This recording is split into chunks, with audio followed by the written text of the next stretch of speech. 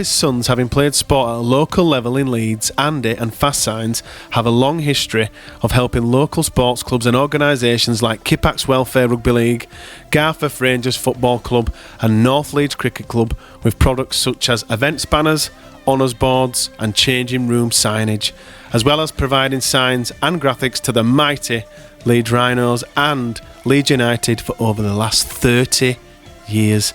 So if you're involved in a local sports club, get in touch with Andy and his team for advice and help with your signs.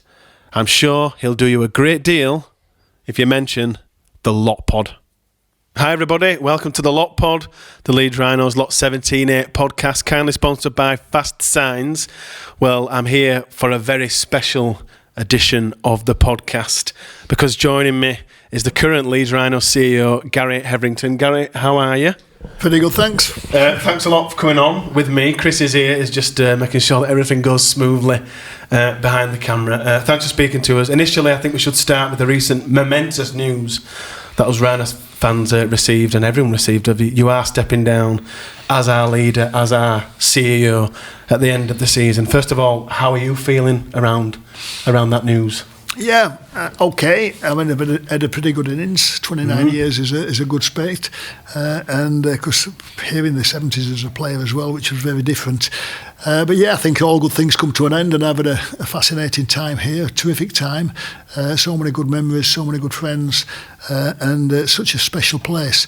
So yeah, it is sort of that journey's coming to an end, but I'll always be a Leeds Rhinos fan, and I'll always still come to games, and I'll still serve with the Past Players Association and have an involvement with the foundation as well. So you won't get rid of me entirely. No, we don't want to get rid of you ever.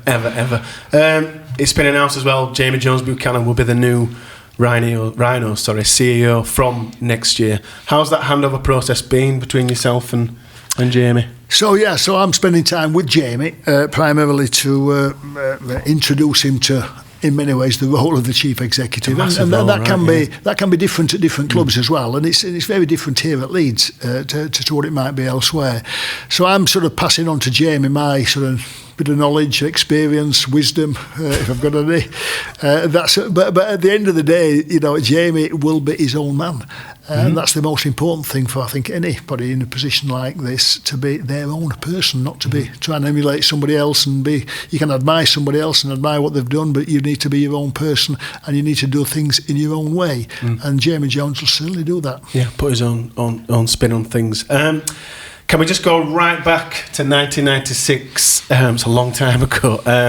The Rhinos were in a pickle financially, competitively. The club was burdened with millions of pounds worth of debt, narrowly avoided relegation from Super League in the 1996 season. So, to start, what were you doing? Where were you in 1996 when Leeds were in this sort of... 1996, well, I was the chief executive and the head coach of Sheffield Eagles. That's right. And, we just had a good season in the previous top division. I think we came fifth that year, and looking forward to what's going to be the first season in Super League. The first ever game at Paris Saint-Germain was on the horizon. So I was so at the start of that year, at the start of 1996, I was very much involved, obviously, with Sheffield Eagles. But I'd also been privately speaking to the board of directors here at Leeds CFNA. Right. And that was at the instigation of Maurice Lindsay, who was then the chief exec of the RFL. And the older Leeds Rhinos fans will remember that Leeds were in a bit of a pickle at the time. I think there were £5.5 million in debt to the stadium that was falling down, that Yorkshire Cricket had decided to move away from Headingley and go to this new ground in the sun at Durka, and Leeds just about almost got relegated in that first season of Super League. So I was talking to the Leeds board about possibility of taking over here at Headingley, but very, very privately. I didn't know, but at the time, St Old Stockdale, who was a friend of Paul Caddick, and he were approaching Paul to do similar. And in many ways, Paul was saying just the opposite of me. He said, "Well, I'm a builder, and I've never run a sports operation." But Paul had got wealth, which I hadn't, and he'd got an ambition as well. And so it was Alf Davis, who was then the chief exec at Leeds Rhinos, who actually phoned me up and put Paul and myself together. Right. We knew each other from our time growing up in Castleford. Paul's a bit older than me, but I knew of Paul Caddick, he knew of myself. So we came together at his home and talked it through, and I talked to him about the business here and the potential of Headingley, the potential of Leeds Rugby League, what it was capable of doing, but however it needed some significant financial support. And we came together as partners to effectively take over the operation of both Headingley and Leeds Rugby League, which was quite a daunting prospect. And I have to say, all Paul's financial advisors were saying, Paul, don't do it. And nobody don't else, listen to Gary. nobody else were prepared to do it. And I often said, our relationship was in many ways built on my enthusiasm and Paul's money, which is a pretty good combination in some respects. But yeah, we came together, took over ownership of Leeds CFNA in March 1996, which was just before the start of the first Super League. But the condition was that this had to remain a secret, because I couldn't just come out of Sheffield Eagles. I needed to manage my transition out of there over a period of time. So the deal was that we would take over at the end of the season, provided it remained a secret. And if it didn't remain a secret, the deal was off. Wow! And that was the nature of the deal, really. And so Leeds managed the way throughout that first season of Super League, and then Paul and myself took over at the end in October 1996. Yeah, yourself and Paul came in. What made you want to get involved with the club, with Leeds? What was there some sort of appeal, or why Leeds? Yeah, why Leeds? We're glad you did, of course. Yeah, of course, and I'm glad I did as well. Rugby league is my life. I was born and brought up in Castleford as a supported rugby league, played rugby league, and spent some time here at Headingley back in the 60s when Leeds had a really top side, and that resonated with me, that it was a city that's got rugby league as part of its DNA. It's got so much history, so much culture, so much rugby league vibe about it, and Headingley and Leeds Rugby League. So that's the obvious attraction. And what I'd done for the previous 11 years at Sheffield was just the opposite. We'd gone to a city that had got no interest or experience of rugby league, and try to create an interest and try to create a team and try to create a business and a following and everything that goes with it. So there was a lot of attractions of Leeds about its interest in rugby league. That's what the real thing that attracted me, and the fact that Leeds needed to take a different course of direction and get themselves back on track. To where we needed to be, yeah. What were some of the biggest challenges when you first joined the club back in 1996, do you feel? The first challenge was to actually get some sort of stability to the club. But I remember, I think publicly, when said that we'd got 4 major challenges, really, that we were going to be tackled, and there were no guarantees that any of these would be succeeded in. There were attempts would be made to do so, and I don't know how long it's going to take. But the first really was to give the city a team to be proud of. Yeah. That's a team that can win. That's a team that can win silverware. That's a team that's full of players who are good role models and represent the club and the team exceptionally well. So a team to be proud of is one of the first objectives. Secondly, we had to find a way of reversing the trend of a loss-making business. Because a loss-making business has no future in many respects. So we had to become a sustainable business and ultimately a profitable business, whereby the profits and the surplus revenue could all be reinvested back into the club, into the facilities, the people, the organisation. So that was the second objective. The third one, in many ways the biggest one, was how do we restore Headingley to be the international sports venue that it once was, and have an international reputation, both the rugby and indeed the cricket. We owned it, all of it. And that was in many ways the biggest challenge. And the fourth objective was how do we connect with the community? Now at Sheffield, we'd done a lot of connection with the community, and I wanted to bring that here to Leeds. What I found in 1996 is that Leeds used to host about 15 events a year, which were all rugby matches. But other than that, you couldn't really get into the stadium. You couldn't get to the ticket office. Just closed. So I wanted to completely reverse that, where the club actually goes out to the community, goes out to schools, goes out to community clubs, makes a difference within the city. And at the same time, Headingley becomes a facility that can be enjoyed by the public of Leeds 365 days a year. So ultimately, to become a 365-day-a-year operation, that was one of the objectives back in 1996. So those were the 4 key objectives. And apart from the stadium, which is pretty much complete now from where it was, those other 3 remain the objectives. Yeah. And we're trying to perfect them every day of the week. From 1996 to current day, Yeah. still working on them. Yeah. Well, we sit here now, if you are watching on YouTube, we can see the amazing facilities that you've built, that you've spearheaded. We've got the amazing stadia out there, all these outstanding world-class facilities. Did you ever envisage, Gary, that this was going to happen? Was this always the end? This was part of the vision. I think in any operation, you've got to have a vision. Yeah. And it's, what is a vision? Its vision is something you would like to see. What would you like to see? It's got to be realistic. So we did have a sort of a vision as to ultimately what are we looking to create. We've got a vision of the team winning trophies and winning matches. We've got a team, a vision of a connection with the community. We've got a vision of the stadium. But that's what it was, a vision. There's got to be a plan that underpins that to actually achieve what you want to achieve. So we'd always envisaged Headingley being a much bigger, a much better stadium than it was in 1996. But I think what's actually been produced, courtesy of Yorkshire Cricket and Colin Graves' involvement on the cricket side and indeed on the rugby league side, couldn't have been better than we could have ever imagined. And when we look at the rugby stadium now, this goes back to 1890. But it's so rich in its history and its heritage, but it's modern day. It's got modern amenities, modern facilities, great spectator facilities, and I have to say I've had very little to do with this. This has been the brainchild and the work of Paul Caddick. And the Caddick construction business. They've overseen the development of this stadium and done a terrific job. One of my little claims is the south stand, or the design of the south stand. Right. Because of course it was a standing area, terrace, and then the fans didn't want it to be anything other than a standing area. But I know as you get older, sometimes you prefer to sit. I'm sat in there now. You're sat in there now, even at your tender years as well.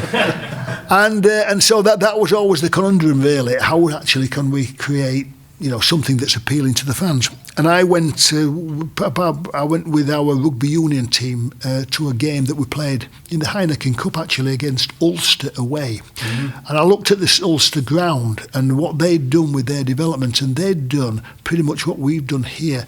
There'd remained a terrace on the lower levels and seating areas on the upper levels. And I came back and I said to Paul Caddick, I said, an idea for the south stand. Why don't we have terracing at the bottom and seating at the above? And I said, have a look at what they've done at Ulster. And I have to say, a golden rule of mine is I would never tell Paul Caddick how to manage a building. It's the last area of expertise that I've got, the least area. So I would never tell him how to do that. But I did throw this up as an idea, and actually it came to fruition. So I can take a bit of credit for the design of the south stand. That's the Gary Hetherington idea. The rest of it, it's down to Paul. Very much down to him, and his team. We've seen major successes in your time at Leeds. 8 Super League titles, 3 Challenge Cup wins, 3 World Club Challenge titles. Which one of those do you have a favourite final? Do you have a favourite? There's loads to choose from. You can choose. Is there one in particular that stands out for you, Gary, for any particular reason? Yeah, there are the ones that do stand out. I mean, every major success is a terrific achievement by the team at the time, the support staff, the club, and everybody should share in that moment. Even when you've got 29 major finals, as we have in the last 29 years, and there's been so many outstanding occasions. And in many ways, that's the icing on the cake, because we come to work 350 days a year, whatever, and to get to a final and win it is the icing on the cake. there's so much pleasure derived from so many other activities and involvements of the club. But if you're asking me to sort of pick out the ultimate achievement for any club is to win the World Club Challenge. To win the World Club Challenge, to be the best team in the world. And there's undisputedly the best team in the world because you've won it. You've won it on the field. And so, we've won it 3 times. And those very proud moments. To beat Manly here at Headingley was very special. To beat Melbourne at Elland Road was very special. Perhaps the most special was the first one. Because there can only be one at first. And to beat Canterbury Bulldogs and Sonny Bill Williams at Elland Road, about 36,000 people there. And it's quite a spectacular rugby league occasion as well. Great game. Two great teams, and to win that for the first time, for Leeds club to be winning it for the first time was very special. To win at Wembley in '99, after all those years of not winning at Wembley and not making finals against London Broncos was a special occasion as well. Graham Murray was the coach at the time, and then I suppose the first championship. The first grand final success in 2004 was very special as well. Tony Smith was the coach, and that was in many ways the start of what was a really productive period. Special, and a pretty young team in actual fact that beat Bradford Bulls, who were the team to beat. And a very, very special occasion. Yeah, massive. That was certainly my favourite. You've played a crucial role in bringing some truly world class talent for us to watch from overseas, helping build one of the most dominant teams in rugby league history. We got tons and tons of questions from our viewers for yourself, but the majority were around one signing that you made in particular. That was the unforgettable Danny Buderus. Now, I'm just going to put a bit of context on this for our younger viewers who perhaps didn't see Danny or are not old enough or weren't around when Danny did sign for us. He was the State of Origin New South Wales captain, the Newcastle captain, the Australia captain. He'd won Dally M Player of the Year, Hooker of the Year 3 times. He's now an NRL Hall of Fame inductee. So I guess the question is, Gary, how on earth did you manage to bring Danny Buderus to Leeds Rhinos? Well, Danny Buderus was an interesting signing, and it was prompted effectively by the head coach at the time, which was Brian McClellan. Right. And go get me Danny Buderus. Yeah, absolutely. Well, pretty much, my role was to have a very close relationship with whoever was the head coach at the time, and ultimately the head coach needs to be responsible for player retention and player recruitment as well. Yes. And my job was to actually deliver what the coach was looking for. Right. You delivered on this occasion. Primarily, well, and I remember saying now we'd got a very good player and a very good hooker in Matt Diskin. Matt Diskin had won the Harry Sunderland Trophy in a grand final. Matt, very, very good player. But of course, in any team, in any squad, you need as much quality as possible across all the positions. And when Brian came, Brian inherited a very good squad of players. But I said to him, is there any player you aspire to play for you?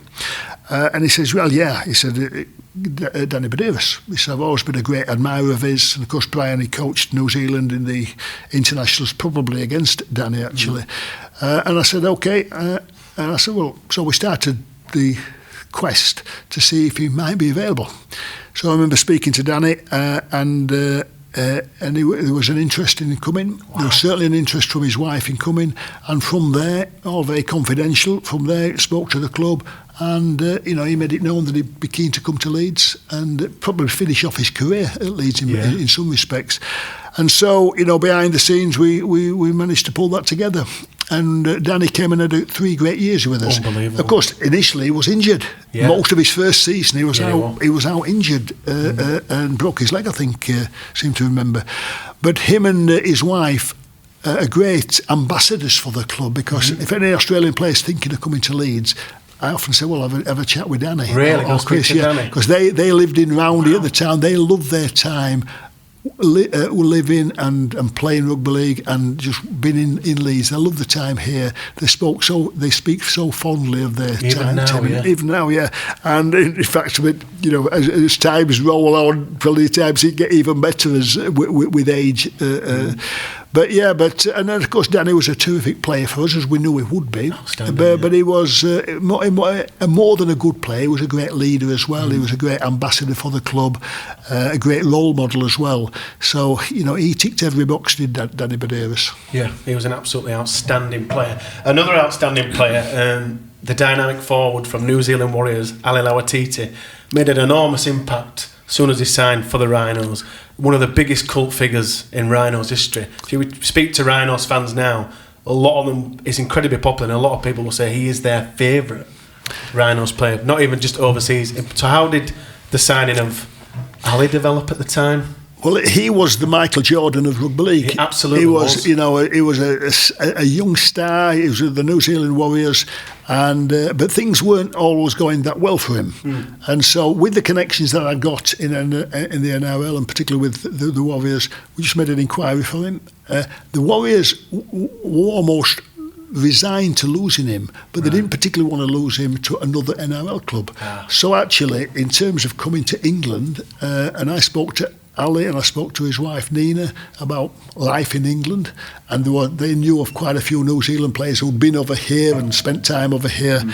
So actually we sort of put it all together and effectively sold the dream and signed Ali. And of course he was to give the club 9 great years, and as you said, very exciting player, terrific personality. He's now the chaplain at the New Zealand Warriors, and of course we had him over last year. He got inducted into the club's Hall of Fame. But a great personality and a great player, and he did so much for the team. And when you look back in big moments of big games, Ali Lauatiti was normally the player that actually created the spark to start what ended up as a try or a significant break. Or he was a big match player and a very influential player. He was absolutely one of my favourites. And then another one, a man who needs no introduction, Jamie Peacock. Not only a massive superstar to Rhinos fans, but in rugby league in general, one of the biggest names to come from these shores. Signed from Bradford Bulls, became a massive leader for the Rhinos during our golden era of winning all those trophies. How did the Peacock deal come about there? Tony Smith was the coach at the time, and Jamie was out of contract, so he did all this success that he'd had at Bradford, and terrific leader and a terrific player, captain of Great Britain. A Leeds lad as well. Yeah, he was. And a former Leeds fan, and I think his dad was a Leeds fan as well. It's an easy sell. So we've got a good start there, but effectively it was coming out of contract, so it was available to join any club. So myself and Tony Smith went to see him. We met him, and Jamie, I think he served Bradford extremely well, and we managed to bring him in, and he was very much the icing on the cake, because not only were we getting a really top class player and a mature player by this time, but a great leader as well. And when we now look back over that Leeds team with Kevin Sinfield and Jamie Peacock, Rob Burrow, Danny Maguire, all those Matt Diskins, that we had so many quality leaders as well. Any one of them could have been the captain, but Jamie certainly was a great addition to the team, and a real dynamo for the team and the club as well. Absolute superstar, one of the hardest players I've seen in blue and amber. So we've kind of briefly touched on some of the overseas signings the world class talent that you've brought over to the Rhinos, but we've also, as you mentioned there, had an amazing development through our academy. Kevin Sinfield, Danny Maguire, Carl Abler, Rob Burrow, Jamie Jones Buchanan, but to name a few. They were to have a batch of players that are not just Super League class, but international class, really, is incredibly unique. How on earth did you manage to keep all these players happy and with the club? Well, one of the things we recognise is that whilst the team weren't successful in '96, they did have a good crop of young players, and players who you've mentioned, and so that argues well for the future. So it's important to nurture that talent, and the staff had done a really good job in assembling them and coaching them and such. It was to nurture that talent and actually give them an opportunity to play in the first team as soon as we believed they were ready, and that they were going to be the next generation of Leeds Rhinos players, and it was important that the club supported them in that ambition as well. So we weren't looking at necessarily buying another player to come in for a short-term fix. No, we're going to look at actually spending time with these players, giving them time to develop, And there's no doubt that team that came together in the early 2000s wasn't successful in terms of winning trophies, but it got the ingredients to become successful. Yeah. And it was important that they were given the time and the coaching and the support to be able to mature into a great team, which of course is exactly what they did. An unbelievable team, absolutely unbelievable. We had some unbelievable players over your time as the Rhinos top man, but we've also had some historic coaches too, and there's three in particular that won the majority of the Leeds trophies and medals throughout the years. I'd like to start with Tony Smith in particular to start with.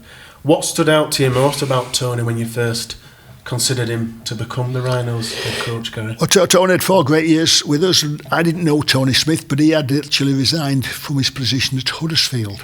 And at the time, we'd got Darryl Powell in place. Yes, right. Now, that was a very inspirational choice of coach as well, because Darryl, having had a great playing career and finishing it off at Leeds, had never coached at the level.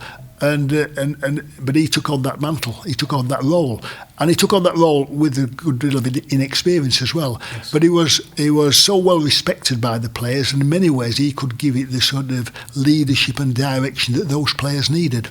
And Darryl did an outstanding job. And it was Darryl Powell, in fact, who actually managed to change the culture somewhat and give all these young players their opportunity. Yeah, most of the players made their debut under the era of Darryl Powell. And however, he was relatively inexperienced, very inexperienced in actual fact. And to bring Tony Smith in at the time that we did, when we were near the top of the league, was quite a left field sort of move. But Tony had got experience, and that, in many ways, that's what that group of players needed. They needed somebody with more experience. Absolutely. And the plan always was that Darryl would come back, would still serve the club. In fact, Darryl went on and coached the academy team to great success as well. But the plan was that ultimately Darryl would give away to Tony Smith, but then he would come back and actually take that mantle on a few years further down the line. Of course, Tony Smith served 4 great years here and then went on and coached England. So things never quite materialised as you like to think that they might do. But Darryl was instrumental in creating that culture. Tony Smith certainly came in, and as a coach he reinforced it. And his abilities and his expertise as a coach in many ways were what the team needed. Just finessed and fine-tuned what Darryl had put into place. Darryl Powell deserves an enormous amount of credit then for that. Absolutely, no, Darryl certainly does. And Tony does as well, because to go to the next stage and become a team that can win trophies, can win the grand final, can win a Challenge Cup, can win a World Club title, needs some expertise. Absolutely. And Tony certainly added that. That's exactly what Tony Smith brought. And then Brian McLennan, what drew you to someone with the background of In many ways, Brian was very different to Tony, a very different personality. But Brian, of course, had coached in the NRL. He'd coached the New Zealand Warriors to a famous Test series victory over the Australians, and he was a really passionate advocate of rugby league, passionate advocate of young player development. In many ways, fitted the bill for what we actually needed here at the Rhinos. Yeah. With any appointment, you need more than a coach. Most coaches can coach, but it's somebody who actually appreciates the environment they've got, how to build an environment, how to create something that's not only for today but for tomorrow as well. Yeah. Were Brian aware of the players that were at Leeds at the time, Danny Maguire and all those? Yeah, but Brian was quite a keen student of the game. He didn't know he's 12,000 miles away. He had a good knowledge of Leeds Rhinos. They were a good side to come into and to take on, and he did a great job too. Brian McDermott went on to become the most successful coach in Leeds history. What was your first impressions of Brian when he became the Rhinos head coach? I know Brian and I know his family, because Brian is the youngest of 10. The youngest of 10? The youngest of 10. And the oldest of 10 is Paul McDermott, who played similar age to me, played at Wakefield Trinity with me, and when I started Sheffield Eagles, Paul McDermott was one of the first ever signings we made.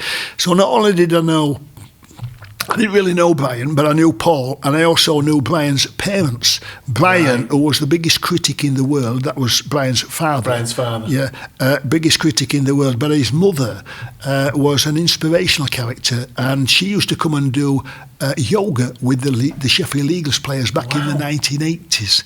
So ahead of its time in many respects. Yeah. So I knew Brian's upbringing, and a fascinating one at that. And I knew him as a player as well. You know, he'd become an international player. Yeah. And he was brought to the club by Tony Smith as his assistant. And he'd coached at Huddersfield before that. So Tony came in and did an outstanding job as an assistant. And I always recognised that he's somebody who'd got the capabilities of becoming a very good head coach. He did, yeah. Some assistant coaches are not really cut out for being the head coach, because it's a world of difference in being the head coach and making decisions than it is to be a number two. But Brian, I always felt, did have the qualities to become a good head coach. However, he needed to go away and do a job. And he went away and he did the London Broncos job for about 4 years and did an outstanding job for London. So it was a natural to bring him back to Leeds to be ultimately become the head coach of Leeds. And that's what he did, and he did it to great effect. And I think Brian is not only the most successful coach in Leeds' history, but I think in the game's history as well. Games, yeah, massively, absolutely massive job here. What was your relationship with Brian? Pretty much, have a good relationship. Pretty much the same as all the other head coaches. It's a working relationship. Yep. I'm there to be a support, to help. Having been a head coach myself for 10 years, I know the pressures that they have to endure. I know the sort of challenges they've got. I know what goes to becoming a head coach, and it's a tough and can be a very lonely experience. Yeah. So I think if you've got somebody you're working with who's had those experiences, that can be helpful. And I've always been as supportive as I can be to actually deliver to the coach what he actually wants. Yeah. And I think it's important that the coach not only coaches the team and the players, but actually has an oversight over the whole rugby league operation, and has an influence over the whole rugby league operation as well, in terms of the standards that's set, the aspirations, the desire, the craving for success. Yeah. Many of those come from the head coach, and I think, to be a head coach of any team, but especially here at Leeds, it's got to touch all those bases. It's got to have an interest in the player development, an interest in the academy team, interest in the youth. Nowadays, an interest with the women's team as well, in terms of in all aspects of the disability teams. So to be able to have an influence and to play a leadership role with all your rugby league operation. Yeah, brilliant. We'll now open the mailbag. These are the questions that our listeners have sent over to you, Gary. The first one comes from Sarah Emmett, and Sarah asks, who have been the most influential people in helping you shape your journey at the Rhinos? The most influential people are the people. We are in a people industry. We are, that's right. All our fans are people. All our directors, the fans our are players. Behind the success. That's what absolutely. I'm hearing. Everybody, we are a people industry. Some businesses are, mechanics or whatever. This is a people industry, and we depend on people giving their best and being supportive. Yeah. And being a supporter can have. It can have an enormous impact on the well-being of the club. So the answer to that question is the people, and at all different levels. People in management, people who've got expertise, people who've got abilities that I'll never have.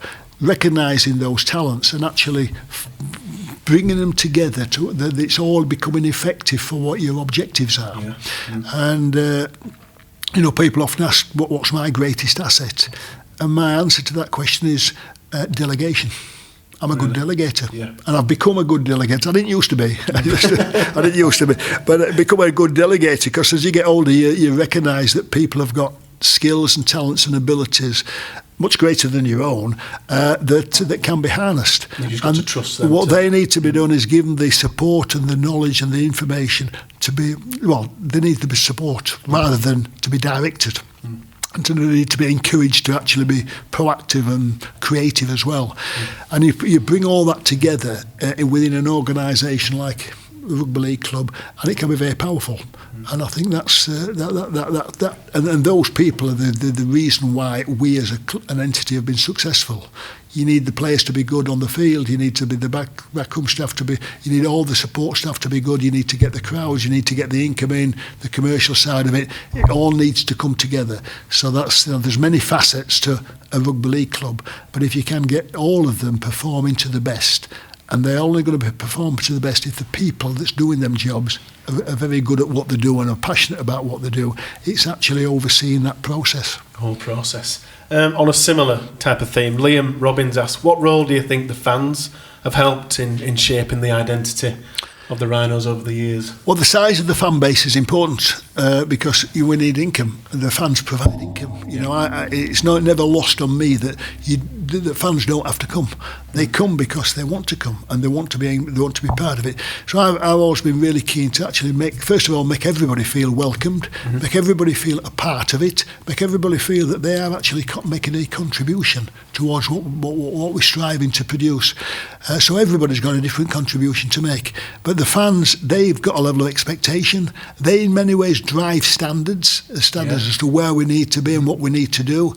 They don't always align with the management standards, and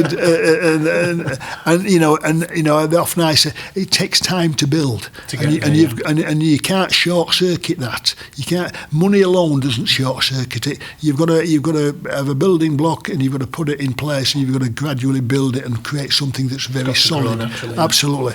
So, but I think the fans and the sponsors and the people that's actually investing their time and money into this club have got a massive role to play. Yeah, absolutely.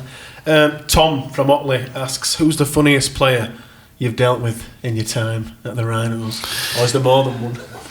Well, there's plenty of comical characters. Absolutely, you don't always want them to be comical at the time, but and there's different players have different senses of humour as well. But I think probably the funniest bloke I've come across, and in many ways is the most serious one, is Mark Glanville. Really? Do you remember Mark Leopold? Yeah. Remember? Well, we brought him. It was towards the end of his career, but he played in the 1999 Challenge Cup final, and it was a funny bloke, Mark. He was serious but funny too. And I met him when I was recently in Australia. Went up to Newcastle and caught up with him. And he's a bit like myself. He's getting on a bit now. He's Mark, but he's still a naturally funny bloke, and he's got a great sense of humour. And I think all the players appreciated it as well. Good player too. It was a good player, good solid citizen was Mark Glanville. He was a really good player. Rachel Harris asks, do you have any pre-match rituals or any superstitions, Gary? Anything you've had? No, I don't. Not really. No. Pre-match, what you realise when you don't play is you can't do anything to influence the result, really. No. As much as you'd like to, you can't. The result is going to be determined primarily by the players. By the players on the pitch. Absolutely. Wearing those lucky underpants ain't going to do anything. Absolutely. So, on a match day, I try and see as much of our operation as possible. Yeah. I try and get as much knowledge and information and opinion as I can. How are you when you're watching the games? Are you nervous? Do you get involved? I think up off your seat shouting. No, I'm not. And I think being a coach for as long as I was, actually, you can't be emotional if you're going to be making decisions, and you've got to be analytical about things. And I think that's, even though I've not been a coach for a long time, that's still with me. Is it still there? So I do watch the game fairly dispassionately and recognising that there's things going to happen that you could never imagined. and I've never been a shouter and baller or a particular heavy clapper either. So nice and balanced. Very balanced. Yeah. Unlike me. Bit boring as some people would say. Yeah. We obviously asked for questions from our viewers when we knew you were going to appear with us, and the most popular questions were, of course, as you can imagine, have been around signing of players. James in Headingley asks, were there any offers for any of our star players from the golden generation, such as Peacock, Barrow, Maguire, Sinfield, during their time with Leeds? Did anyone come in for those players? And did you tell them just to... No. I mean, most of our players were contracted anyway. Players, obviously, once the player's out of contract, he's free to go and speak to whoever he wants. And we did have approaches for players, and I would normally let the players know about that. All right. And we weren't looking to sell players. Our challenge was to retain players. To keep them. It was retain we didn't sign that many other quality players because our challenge was within the salary cap to retain what we'd actually got. And on occasions those players were attractive. All players were attractive to other clubs as well. But we created something there. Players weren't looking to leave. They didn't want to leave. No. And so nobody was ever going to come in and offer them twice as much money. No. It's unlikely anyway. So, we managed to retain all our best players effectively. To keep them. But it's fair to say that clearly any of those players would have been attractive to any other club. Oh, massively. Yeah. Oh, across the world. Ben from Beeston asks, was there ever a signing that came out of the blue, like really quickly? Something happened and it kind of spinned, and you're like, it's happening really quickly, and we sort of got someone either unexpectedly or... Most of our signings were planned, and we'd identify whether we might have a position that we felt needed to be strengthening, that we didn't have a player within our system that could grow into that, so we needed to bring somebody in from outside. So we'd look extensively both home and abroad as to players that might be available, and occasionally players did come available, did become on the market at short notice. Brent Webb was one such player, and we moved pretty quickly with Brent Webb. And I'm sure there'll be others if I think about it, but primarily we were looking to retain what we'd got and to provide opportunities for young players coming through, which is part of the equation as well. This is important. So we were mindful of players that might be on the market and available, but we weren't necessarily looking to be bringing in too many players from outside. To bring them in. This was the most popular question. Graham Roberts asked it, Calvin, Natalie, Adam, Kyle, Bianca, George L, George R, and countless others. What were some of the signings that almost happened that didn't?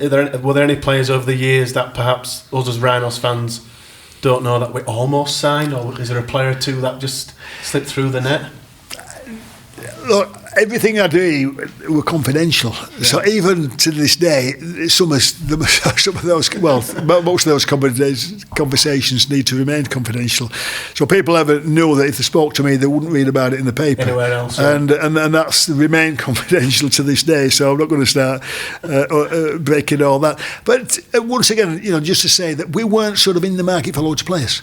We were looking to retain what we've got and to nurture and to nurture what we've got coming through as well. That was the essence of our operation.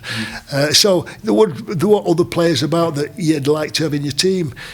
Paul Newell was an outstanding individual player who would have been, graced Leeds, graced any team, and he did, of course, at Bradford, St Helens, and wherever he played. But no, there were no. There's no players that I would say that we were desperate to get that we didn't get. We got them all. You brought them all here. I've just spoke about. Ellie asks, what role do values or personality play in a signing? Is character as important as ability? It is, yeah. Making a signing? Yeah, ability alone is not enough. And I think, where a lot of clubs have probably failed over the years in terms of the player recruitment is they've bought purely on ability. And ability is important. You've got to have ability to play the game. But I think, we've always placed a great emphasis on the whole thing, the whole package. Not only having ability, but determination, drive, ambition, and being a good team player as well, coming into the setup and contributing to the team, and having the ability to play well in big matches, which is a calculated judgment. Some players can play really well when it least matters, but put them in a big game and they struggle. Right. And you've got to have a belief that they can play well when it matters most, because that's the team. Absolutely. So there's a whole variety of factors that you're never going to get 10 out of 10 on every one of them. But when you've got a player that ticks most of the boxes, he's going to be a valuable asset. Hit most of that criteria. You can be comfortable in that. You're going to fit in with the Rhinos. James Taylor asks, who's one of the most exciting players that's got you off your seat? The time at Leeds. Most exciting. Right? Well, we talked a bit about Ali Lalatiti. He was an exciting player in his own right. We've had a lot of good quality, exciting players. Probably Iestyn Harris in many respects. I mean, Iestyn had got so much natural ability, time, time on his hands, and he was such an inspirational player for the time that he played at Leeds. Could play full-back, could play stand-off, good team player as well. So probably Iestyn Harris was a bit different, a bit unique, and a very special player. Yeah, one of my favourites. I was heartbroken when he left the Rhinos. Ralph, Dan and Tom all asked if you could have signed one player to play for Leeds over your career, who do you think you would have chosen? Paul Newlove? Well, Newlove would have been a good one, you know. It's an hard question, is that, and you'll never know whether you would have got it right or wrong. You know, we brought some outstanding players to the club over the times. People like Bradley Clyde, that unfortunately never sort of worked through his injuries. You know, and Brett Mullins was a terrific player. You know, Tony Carroll, and some overseas players who all had, you know, could play and were top of the game, and. Yeah, there's nobody who I'm sitting there thinking, oh, if only we could have had him. Could have got him. Yeah. This is a question from Terry O'Connor via, this is true by the way, via Barry McDermott's dad. In hindsight, do you think Barry McDermott was a waste of money? That's Barry McDermott's father, by the way. Well, my answer to that question is Barry was a complete and utter waste of money when he was suspended. Was I sat in here? Because he was no good at all to us then, or to himself for that matter. And he got suspended quite a few times, did Barry, unfortunately. It was never his fault, but no, Barry gave terrific service to the club, both on and off the field. He's still a servant now. He's on the Players Association. And he was an exciting player and a good player as well. An international standard player. He could... he could make something happen on the game, could Barry. But when he was suspended, it was a complete waste of money. When he's sat in here with us in the stands. Olivia asks, do you collect any, or do you have any memorabilia from games or from your time at the Rhinos? I don't really, no. But we have got a historian, a programme collector called Tim Lowther, and he came to see me probably 6 months ago. And he asked me how many times I played for Leeds, and I said, I don't know. And he asked me if I can remember the first game. I said, yeah, I can remember the first game. He says, can you remember the last game? I said, no, can't. And I can't remember my last game for any of the clubs that I played for. And he said, did you collect programmes? And I said, well, at the time I did, but I don't have any now. Anyway, cut a long story short, Tim came back about a month later and he's got every programme that I ever played in, which was nearly 300, nearly 300, well, over 300 first team programmes for a variety of different clubs. He's got every programme of every match that I ever played in. And it's fascinating reading them because, you know, some matches you remember vividly, others you've forgot all about, and it's interesting looking through the teams that played against and the bringing back all those memories. So thank you very much to Tim for doing that. Yes, and so Tim's got all your memorabilia. Well, it's given to me actually, and yes, he's gave it to me. But those are the match programmes, and. You know, when you can no longer play, it's a fascinating to be able to look back over your playing time and the friendships that you created and the special matches that you played in and against, and the times that you didn't win but should have done, and vice versa. Reliving those almost wins. Absolutely, we should have beat them. Look at that team. We should have beat them. How did we lose by 2? But no, I've not. Other than that, I don't have any other memorabilia as such. Craig asks, what's the best kit design? I know, I saw that, and do you know, I've never been party to our kit design. So as in you've never had any involvement? No. I get asked my opinion, but my opinion doesn't count for me. I'm not allowed to buy my own clothes, never have been. My wife sorts all that out, she doesn't trust me. So it's not an area, and it's not an area I'm particularly proficient in. So I'd always leave it to the experts. And I think over the years the experts have designed some terrific kit. My favourite is to keep the tradition of the Leeds shirt is important, and we're trying to maintain that tradition with the kit designs. At one time, the teams only ever played in one shirt, one design, and now they changed it every year, of course. But yeah, that's a good question, and I will pass that on to people with better judgment than me. Chris. Looking back at Emma asks, looking back at your time at Leeds, what do you consider to be one of the most pivotal moments during your tenure? Do you think it was the cup win in '99 or the first grand final? Quite a few pivotal moments. Pivotal moments, probably things that we did off the field. Right. You know, everybody remembers the successes of the team. Yeah. That's but I, you know, when I came to Leeds and the club was in the doldrums, and I'd been given a fair bit of advice as to who might be useful and who wouldn't be useful. But I spent time with all the staff at the time, and I found that there were some good people that needed encouragement and needed a sense of direction. And some of those people then were to serve the club for in different ways, very, very admirably for many years to come. So we quickly got together, we quickly changed the culture in many respects and created a pretty good working environment and a team that actually wanted what was best for Leeds. So those were pivotal times, and those were people that fans would never know about, you know, wouldn't read about. But we've had some outstanding servants, people who served the club with great distinction over the years, got very little recognition for it, but played a pivotal role. Yeah, unbelievable. Sean asks, can you share a bit more information about your involvement with Hetherington Broncos and your goals down at the capital? An interesting challenge. Massively, yeah. I think you're the perfect person to help them out. By interesting challenge. I think London at present, all they've got is pretty much a team. Not a particularly good team at that. You know, it's struggling in the Championship somewhat. But I think the opportunity for it's always been there. You know, what our industry needs is to have more of a national footprint. We need more people taking an interest in our game in other parts of the country, and to do that, you need a successful team and a successful operation and organisation. So my role is to try and put that together and to enable it to prosper and play a pivotal role in the game's future.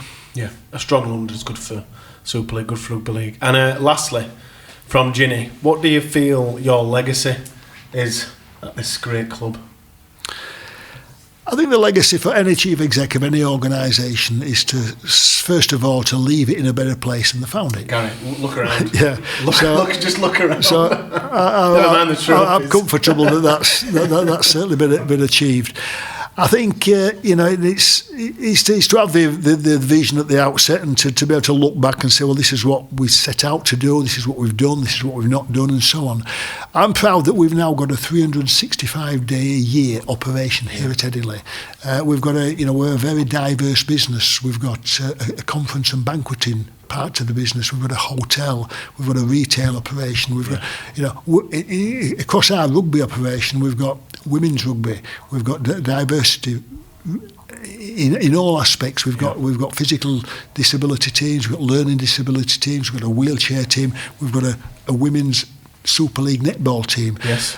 We've got a foundation, and I think one of the most pivotal things is the creation and the development of the Leeds Rhinos Foundation. I agree. That does so much work in the community, so much great work, gives people opportunities, gives people a chance to become involved in all different ways, not only in sport, not only in rugby league, but in education, health, social cohesion. It does a terrific job for the city, and I'm proud of that, because that's what the Leeds Rhinos are partnered with. Leeds Rhinos are partnered with the Leeds Rhinos Foundation, and together we actually look to make a difference. And so those are the sort of things that you like to leave as a legacy. The culture of the environment, the DNA of the environment, the fact that we've got terrific history and heritage to be able to display and show new youngsters. I think it's a valuable part of the club. Absolutely. I think to be able to look back over the successes of the teams as well, and to be striving for future success. So as I ultimately leave Leeds Rhinos, I think it's the organisation is in terrific shape, terrific management, terrific staff, terrific people, great support, and it can look back over a period of sustained success.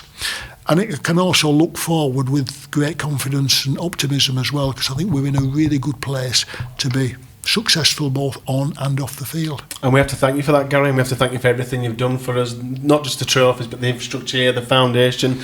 You've literally made, as myself and I'm sure the Leeds fans watching this, you made our dreams a reality, and I have to thank you for that. Thank you for your time today. Thank you everybody for watching, for listening, and take care everybody. Thank you.